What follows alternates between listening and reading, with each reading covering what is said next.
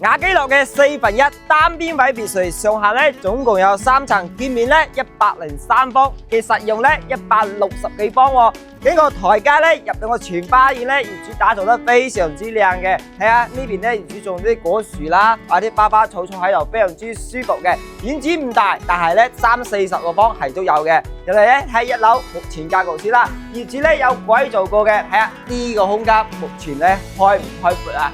開間咧係將近4米大開間，業主重新裝修過啦，花咗50萬裝修啊！入嚟咧，驚喜喺呢度啦！睇下我哋廚房 L 型嘅大廚房，睇下我哋個廚房咧可以望到我哋湖景，係咪非常之靚啊？入嚟咧1樓咧個衛生間同埋我哋嘅長者房就係1樓啦，長者住1樓咧非常之方便嘅。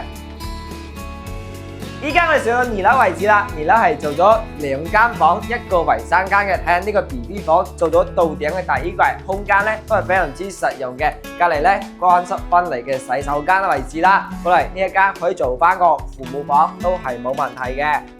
呢個露台望出去景觀咧係非常之開闊，可以望到湖景嘅。呢個露台咧都有20個平方啦，搭到陽光棚晾衫係非常之舒服嘅。入嚟3樓咧係我哋主人房套間嚟嘅，呢個空間咧擺咗1.8米大床啦，入去咧就係我哋嘅衣帽間空間啦，旁邊咧就係我哋嘅洗手間啦。呢一套建築面積咧係103方，上下3層嘅別墅，使用面積咧係168方。業主咧已經改造咗4房3衛嘅格局啦。